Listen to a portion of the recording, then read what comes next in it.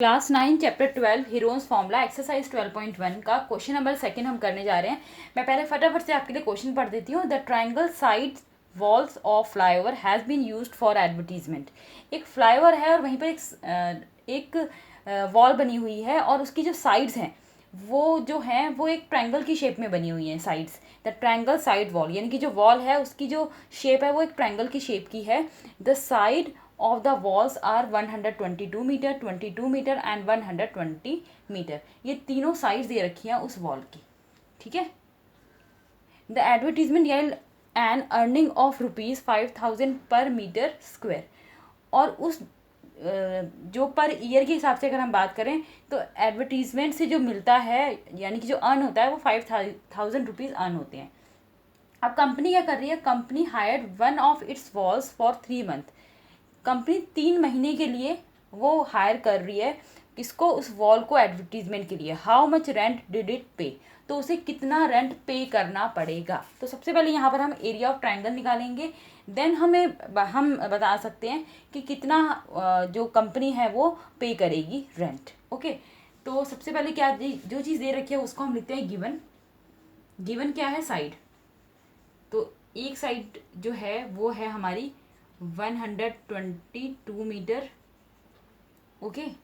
और बी हमारा है यानी कि सेकंड साइड जो है हमारी वो 22 मीटर है और जो थर्ड साइड है हमारी वो है हमारी 120 मीटर। क्योंकि हम एक्सरसाइज 12.1 कर रहे हैं हीरोन्स फार्मूला, तो इस क्वेश्चन को भी हमें हीरोन्स फार्मूला के थ्रू ही सॉल्व करना है, ठीक है। तो हीरोन्स फार्मूला में सबसे पहला काम ही ये होता है कि हम इसका सेमी पैरीमीटर निकालें यानी कि एस। तो मैं एस निकालूंगी। एस का फॉर्मूला आपको पता ही है, A plus B plus C divided by 2, ठीक है। तो यहाँ पर ए हमारा है 122 मीटर प्लस बी है 22 मीटर प्लस सी है हमारा 120 मीटर डिवाइडेड बाय 2। जब हम 122 प्लस 22 और 120 को ऐड करेंगे तो हमारा हो जाएगा 264 डिवाइडेड बाय 2। इसको हम डिवाइड कर सकते हैं इजीली, जैसे 2 1 ज़ा 2, 2 3 ज़ा 6 और 2 2 ज़ा 4। यानी कि हमारा जो सेमी पैरीमीटर है वो 132 निकल चुका है। अब हम क्या करेंगे? Using Heron's formula. यहाँ मैं लिखती हूँ using Heron's formula area of triangle, और उसी के थ्रू हमें एरिया ऑफ ट्रायंगल निकालना है। तो आपको पता होना चाहिए कि हीरोन्स फॉर्मूला बेसिकली इस तरीके से हम लिखेंगे। सबसे पहले under root S bracket S minus A S minus B and S minus C, ठीक है। अब हमें क्या करना है? वैल्यू को पुट करते रहना है और क्वेश्चन आगे करना है। अंडर रूट मैंने लगा दिया है। एस क्या आया था हमारा? 132, तो मैं यहाँ पर 132 लिखूंगी। फिर दोबारा एस है तो 132 माइनस ए क्या है हमारा? 122, तो मैं यहाँ क्या लिखूंगी? 122। देन फिर एस 132 माइनस बी क्या है हमारा? 22, ब्रैकेट क्लोज्ड, फिर ब्रैकेट 132 माइनस 120, ठीक है। तो यहाँ पर हमने वैल्यू पुट कर दी है। अब हमें क्या करना है? माइनस करना है। सबसे पहले हम अंडर रूट लगाते हैं, देन 132 को मैं एज इट इज़ 132 लिख सकती हूँ। देन 132 में से अगर मैं 122 को माइनस करूँगी तो मेरा आ जाएगा 10। यहाँ पे मैं सीधा मल्टीप्लाई का साइन भी लगा सकती हूँ ताकि ब्रैकेट क्लोज हो जाएगा, ये ब्रैकेट ओपन हो जाएगा, सॉरी, मल्टीप्लाई का साइन 132 में से माइनस हुआ हमारा 122, तो हमारा आ जाएगा 10, ओके। अब मल्टीप्लाई का साइन फिर लगाएंगे, 132 में से 22 को माइनस करेंगे तो हमारा आ जाएगा 110 मल्टीप्लाई 132 में से अगर हम 120 को माइनस करते हैं तो हमारा आ जाएगा 12, ठीक है। तो मैंने आपको क्या बोला था कि अगर हमें अंडर रूट को हटाना है तो हम इसके अगर पेयर बना देते हैं तो हमें क्वेश्चन को करना बहुत ईजी हो जाएगा। तो हम ऐसे ही करते हैं, इसके पेयर बनाते हैं। सबसे पहले 132, तो आपको थोड़ा सा आप अंदाज़ा लगा सकते हैं। अगर हम 12 × 11 को मल्टीप्लाई करेंगे, 2 1 ज़ा 2, 1 × 1 1, 2 1 ज़ा 2, 1 इंटू 1 2 3 1 1 3 2 आ रहा है। इट मीन्स कि अगर हम 12 और 11 को मल्टीप्लाई करते हैं 12 इंटू 11 तो हमारा 132 आ जाएगा। इंटू 10 के जगह मैंने यहाँ पर 10 ही लिख दिया।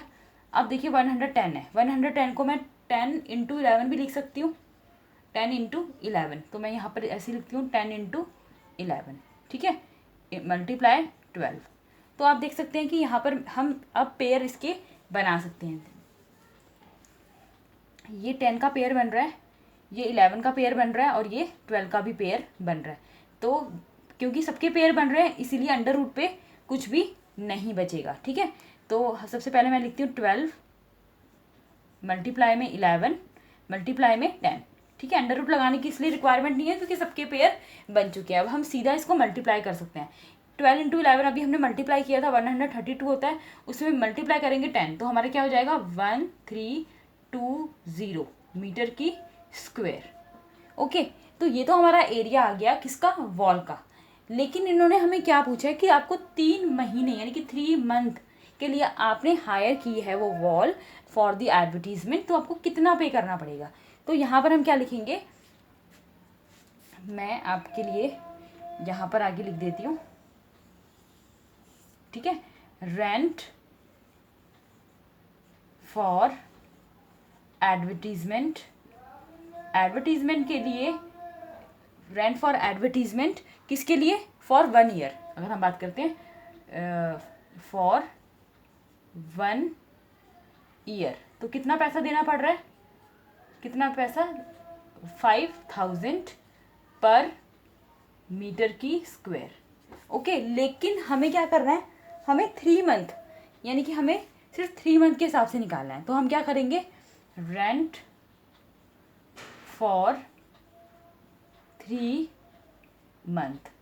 उसके लिए देखिए हम क्या करेंगे, हम सबसे पहले जो हमें एरिया दे रखा है, एरिया ऑफ वॉल, वो हम लिखेंगे 1320 मल्टीप्लाई में जो पर ईयर कितना पैसे की इन्होंने बात की गई है 5000, लेकिन हमें कितने मंथ के लिए चाहिए, 3 मंथ के लिए, मल्टीप्लाई 3।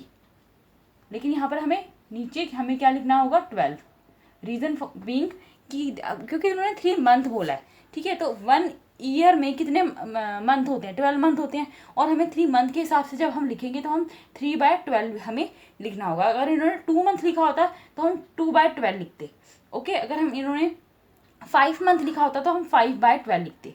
तो इसी के हिसाब से हमें लिखना है ताकि हमारा 3 मंथ का रेंट हमें पता चल जाए कि हमें कितना पे करना है। ओके, तो इसको हम कट कर सकते हैं, 3 1 3 3 4 12, ठीक है। अब ये 4 से डिवाइड हो जाएगा तो 4 1 4 4 3 12 4 3 12 और 0 का 0 हो जाएगा आपका। तो जब आप इन दोनों को मल्टीप्लाई करेंगे तो आपका आ जाएगा 1650 0 0 और हाँ, क्योंकि 1 2 3 4 0 है ना, तो आपका 4 0 आ जाएंगी। तो इसको मैं और अच्छे से लिख देती हूँ, 1 2 3 4, ठीक है। मैंने क्या किया, 33 को मल्टीप्लाई किया 5 से तो मेरा आ जाएगा 165 और बाकी 4 0 जो है वो मैंने यहाँ पर लिख दिया, यानी कि ये हमारा रेट आया है, ठीक है। तो आप यहाँ पर इसको ऐसे लिख सकते हैं, मैं यहाँ पर लिख कर आपको दिखा देती हूँ, रेंट पेड बाय कंपनी, कितना रेंट पे किया करेगी कंपनी 3 महीनों के लिए, 165,1,2,3,4 इतने रुपीज़ यानी कि इतने रेंट वो पे करेगी कंपनी। तो यहाँ पर आपका जो सोल्यूशन है वो कंप्लीट होता है। सबसे पहले आपको क्वेश्चन को ध्यान से पढ़ना है, देन अगर जो साइड्स दे रखी हैं उसके हिसाब से सामने पेरीमीटर निकालना है, हीरोन्स का फॉर्मूला लगाना है, अंडर रूट को हटाने के लिए पेयर बनाने हैं, और उसके बाद क्वेश्चन के अंदर जो बाकी सारी चीज़ें दे रखी हैं तो उसके हिसाब से आपको क्वेश्चन को फर्दर सॉल्व करना है।